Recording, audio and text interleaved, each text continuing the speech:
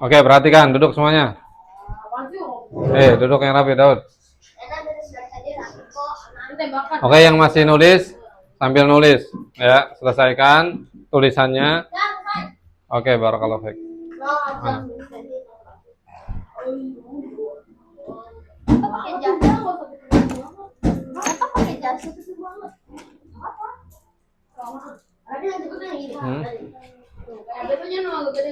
Oke, bismillah. Perhatikan semuanya, tutup bukunya. Lanjutkan yang masih nulis. Alhamdulillah wassalatu wassalamu ala Rasulillah wa ala alihi washabihi wa mawala amma ba'd. Oke, sebelumnya sudah kita bahas tentang mengusap apa? Mengusap khuf. Ya, pengertiannya sudah kita bahas. Ya, mengusap khuf itu adalah apa?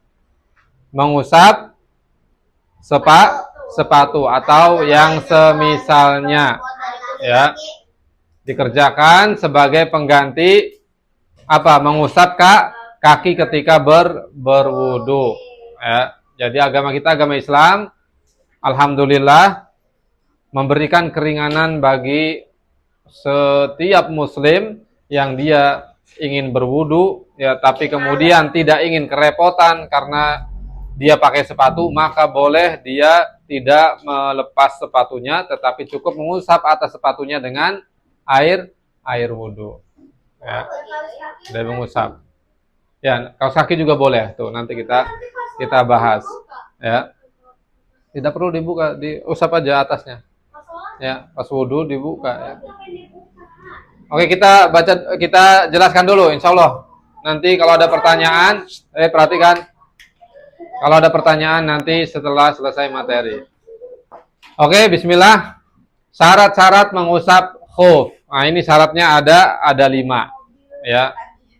Ini syarat-syarat ini harus terpenuhi bagi kita yang ingin mempraktekkan apa? Mengusap khuf. Yang pertama, bersuci sebelum menggunakannya. Yaitu berwudu atau bertayamum dengan sempurna sebelum menggunakan khuf. Ya. Jadi siapa yang ingin mempraktekkan mengusap khuf ini, maka sebelumnya dia harus dalam keadaan apa? Berwudu atau bertayamum. Jadi sebelum menggunakan sepatu atau khuf atau sejenisnya, maka dia dalam keadaan berwudu terlebih dahulu. Jadi dia suci kemudian pakai sepatunya. Ini yang pertama. Kemudian yang kedua, menutupi kedua mata kaki, sepatu, kaos kaki, dan semisalnya harus menutup sampai mata kaki. Ya. Jadi harus menutup sampai mata kaki karena ini yang wajib dibasuh ketika kita berwudu. Maka kalau kita pengen pakai sepatu, maka pakai sepatu yang sampai mata kaki. Baru ya. Sepatu atau khuf yang model seperti ini yang boleh kita mempraktekkan apa mengusap khuf, ya. Dan kaos kaki juga termasuk. Ya, jadi tidak perlu lepas kaos kaki. Ya, kalau wudu anggota yang lain saja yang dibasuh secara sempurna, adapun kaos kaki cukup atasnya diusap. Ya, kemudian yang ketiga, dari sesuatu yang mubah. Jadi bukan terbuat dari bahan yang terlarang seperti sutra bagi laki-laki. Tidak boleh pakai sepatu yang terbuat dari sutra atau ada campuran sutranya, tidak boleh. Dan juga tidak boleh memakai sepatu ya atau alas kaki dari hasil barang curian. Dia nyolong atau dia gosok pakai punya temannya tanpa izin. Maka tidak boleh yang seperti ini. Karena mengusap khuf ini termasuk ibadah. Ya, jadi tidak boleh seseorang menggunakan barang yang haram kemudian dia beribadah dengan barang yang haram tersebut, tidak boleh. Kemudian yang keempat, bersih dari najis. Jadi sepatunya harus bersih dari najis. Ketika dipakai itu sepatunya bersih, ya. Tidak terkena najis dan juga bukan terbuat dari kulit binatang yang najis seperti babi, seperti apalagi ya hewan-hewan lainnya yang najis. Ya. Terus yang kelima, waktunya sesuai aturan syariat. Ya. Bagi orang yang mukim berapa? 1 hari 1 malam.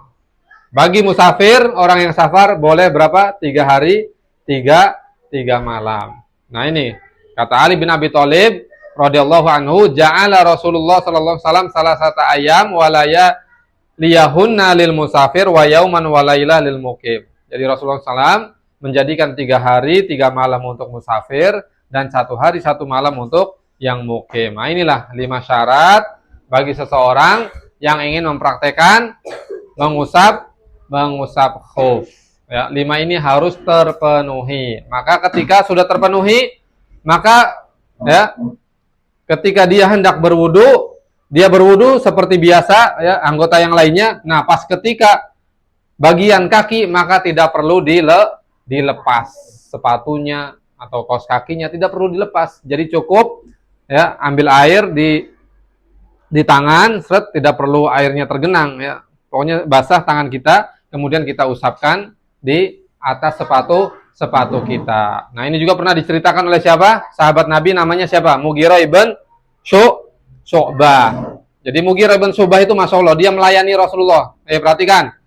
Dia melayani Rasulullah. Ketika Rasulullah berwudu, ya, bers, ketika bagian kaki mau dibasuh, Mughirah ibn Syu'bah datang, ya, mau melepaskan alas kaki milik Rasulullah. Ya Rasulullah, dilepas dahulu. Tapi kemudian kata Rasulullah apa?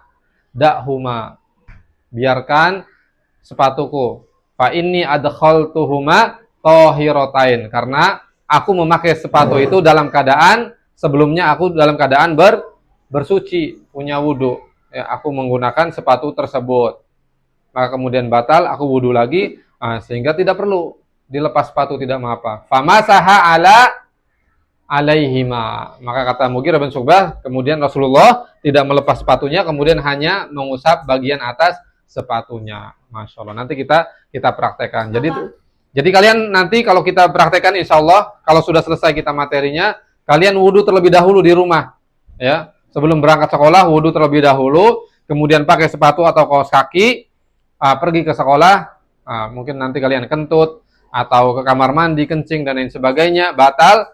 Maka ketika wudu lagi tidak perlu melepas sepatu atau kaos kaki. Jadi ketika berwudu cukup diusap apanya? Punggungnya atau atas sepatu atau kaos kakinya. Dan boleh wanita ya, di situ juga baca di halaman 3 di bagian paling bawah ujung, wanita boleh tidak perlu membuka apa?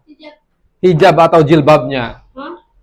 Ya, ketika wudu cukup ambil air ya, dibasahin tangannya, telapak tangannya, kemudian diusap saja di kepala. Jadi tidak perlu ribet-ribet dibuka. Ya. Apalagi di tempat umum, misalkan banyak mata laki-laki yang melihat. Jadi tidak perlu ribet, udah pakai aja. Biasa aja pakai. Ya, ketika ngusap bagian kepala dibasahin, cukup diusap. Nah, atau misalkan laki-laki yang pakai apa?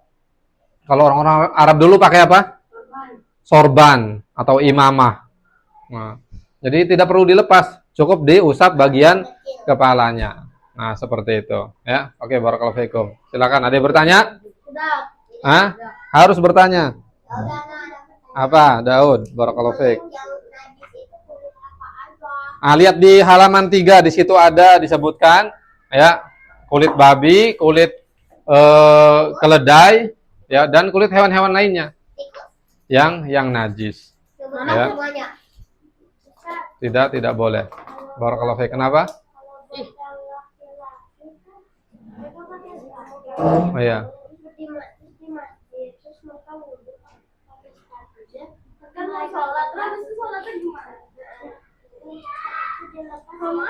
Oh, Masya Allah. Bagus pertanyaannya. Ya. Iya. Daud, duduk dulu, Daud. Ini pertanyaan yang bagus dari Kakak Kalista. Masya Allah. Barakallahu fiik. Nah, bagaimana laki-laki ya yang dia mau sholatnya di masjid, sholat berjamaah, sedangkan di masjid itu pakai karpet atau lantai, yang mana alas kaki tidak boleh naik. Nah, maka kalau keadaannya seperti itu, maka ya dilepas. Jangan sampai kemudian masuk masjid, aku mau mempraktekkan apa yang sudah aku pelajari dari Ustaz Abdul, misalkan Uwais, Abyas, Hamzah, Daud, pakai sepatu, ya, masuk ke masjid, yang dimarahin sama penjaga masjid. Kok pakai sepatu? Ini nggak belajar fikih nih bapak nih, aku lagi mempraktekin, aku makainya dalam keadaan sudah bersuci, sudah berwudu, ya. Jadi ini tidak apa-apa, boleh aku pakai. Tetapi keadaannya bukan seperti seperti itu. Ya karena masjid sekarang alhamdulillah banyak yang sudah bagus-bagus pakai karpet, bahkan karpetnya tebel empuk sholatnya. Nah, zaman Nabi dahulu sholatnya itu betul-betul bawahnya apa? Tanah atau pasir. Nah, adapun sekarang yang bisa dipraktekkan bukan pakai sepatu tapi apa? Kaos kaki. Jadi sepatunya dilepas, tapi kaos kaki tidak perlu dilepas. Ya, jadi ketika wudhu, seret, nah cukup diusap atas kaos kakinya, tidak apa-apa. Oke, bagus, barakallahu fiik. Ada lagi? Hah? Kenapa? Abias, masya Allah, barakallahu fiik. Kalau sudah selesai materinya semua, nanti insya Allah praktek. Nah, kita belum membahas tentang apa? Cara mengusap sepatu atau khuf atau alas kaki. Nah, ini insya Allah. Kenapa? Gantian, Hamzah dulu. Kalau banat gimana? Banat sama. Boleh pakai sepatu atau kaos kaki nanti pas prakteknya. Hukumnya persis sama. Sama. Barakallahu fiik, bagus Hamzah.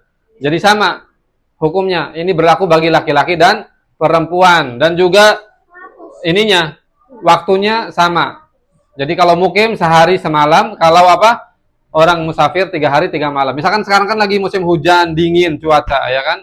Kalian pengen menghangatkan diri dengan pakai kaos kaki. Nah, jadi kalau kalian lagi mukim, maka berlakunya berapa? Sehari semalam saja. Ya. Jadi misalkan tadi pagi kalian sudah berwudu nih. Dingin. Sudah berwudu, kemudian setelah berwudu selesai, pakai kaos kaki. Seret. Nah, kemudian tiba-tiba ya 1 jam 2 jam kalian batal.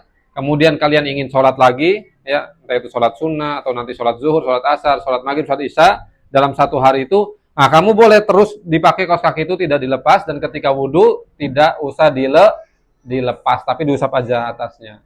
Ya. Hah? Yang penting tidak najis. Ya. Kalau sekedar kotor ada debu-debunya tidak apa-apa. Ya. Kecuali ada tai kuda di kaos kakinya. Ya. Ada tai kucing misalkan, baru itu menajis. Kan ini syaratnya tadi harus bersih dari najis. Kalau tidak najis tidak apa-apa. Kenapa? Barakallahu fiik. Bagi orang mukim 1 hari 1 malam itu selama dia di situ atau? Iya, mukim itu selama dia di situ. Mukim itu berarti dia lagi berada di tempat tinggalnya, tidak pergi-pergi. Jadi selama dia masih di area situ, iya. Itu, maka dia jatahnya hanya 1 hari 1 malam. Nah, kalau dia safar, baru boleh 3 hari 3 malam. Orang safar misalnya dari di kota A dia 3 hari 3 malam udah safar, terus pindah ke kota B, apa hukumnya jadi berlaku lagi 3 hari 3 malam lagi? Ya pokoknya kalau dia selama safar 3 hari 3 malam, kalau sudah 3 hari 3 malam, maka apa? Dia lepas sepatunya, wudhu seperti biasa normal lagi. Ya. Nah, setelah itu mau mempraktekkan lagi, berarti sudah habis masanya 3 hari 3 malam doang. Kalau maksudnya dia orang safar, iya. Datang ke kota A, dia pakai jatah 3 hari 3 malam udah habis. Udah habis, berarti kalau udah habis sudah. Berarti tidak boleh lagi mengusap khuf. Ya. Kalau udah pindah kota atau area tetap benar kalau itu safar. Beda area, iya. Tapi safar juga masih boleh pakai kesempatan ini lagi kok. Wallahu alam nih, ini pertanyaannya bagus nih. Ustaz harus buka-buka kitab lagi. Jadi kalau pindah area, safar lagi, apakah masih berlaku ini atau tidak, gitu kan? Tapi yang dari sini kita pahami bahwa kalau sudah 3 hari, itu sudah habis masa untuk dia mempraktekkan mengusap khuf. Jadi di hari keempat atau di malam keempatnya sudah dia wudhu seperti biasa lagi. Atau apakah kemudian dia dapat kuota lagi, ya? Kuota haji, kuota mengusap khuf, walau alam. Mungkin Ustadz perlu merujuk lagi nanti di kitab-kitab yang lainnya. Kalau misalkan sudah sehari semalam itu dia sudah normal lagi, kemudian besoknya pengen mempraktekkan ini lagi, apakah boleh atau tidak? Walau alam. Pertanyaannya bagus, masya Allah. Barakallahu fiik. Ini pertanyaan level legend. Level mitik. Oke, sudah? Ada lagi pertanyaan? Oke, barakallah. Halo guys.